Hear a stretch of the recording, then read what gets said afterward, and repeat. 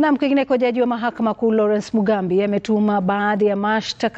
mbali baadhi ya mashtaka kwa Jaji Mkuu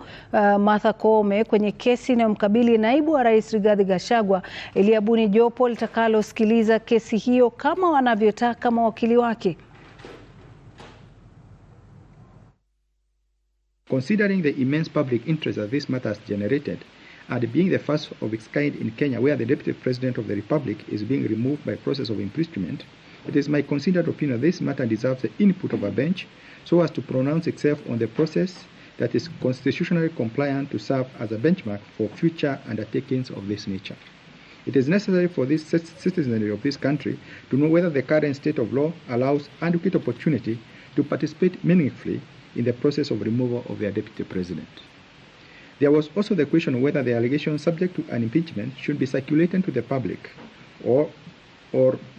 should be circulated to the public with or without the response of the person being impeached, and if the absence of including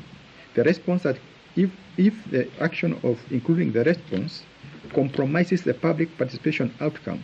by prejudicing the person subject to the impeachment process through infringement of his rights to fair administrative action and the right to a fair hearing under Article 47 and 50 of the Constitution. These are substantial questions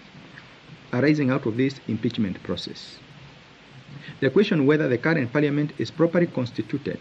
and thus incapable of carrying out the impeachment process in the light of Supreme Court Advisory Opinion No. 2 of 2012 was also highlighted.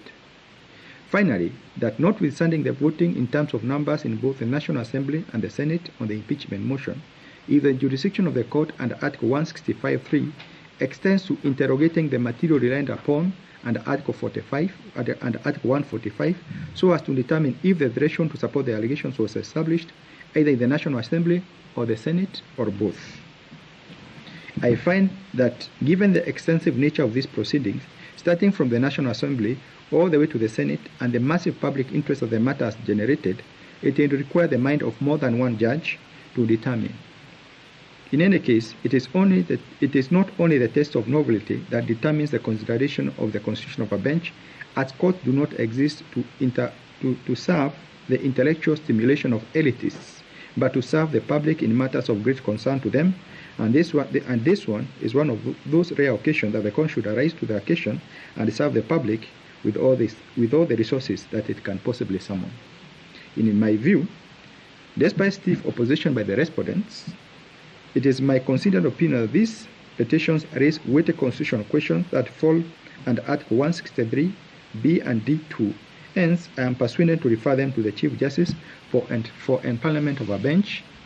The linked petition shall be petition number E522 of 2024. The rest to be forwarded alongside this file to the Chief Justice are petition number E508 of 2024, E525 of 2024, and E506 of 2024. So that is the decision of the court. Na kukujuza tu mtazamaji ni kwamba Jaji wa Mahakama Kuu Lawrence Mugambi ametuma baadhi ya mashtaka kwa Jaji Mkuu Martha Koome kwenye kesi ambayo inaweza kumkabili Naibu Rais Rigathi Gachagua ili aweze kubuni jopo litakalosikiliza kesi hiyo kama wanavyotaka mawakili wake. Ni taarifa ambayo tunaifuatilizia kwa hivi sasa, lakini mbali na hao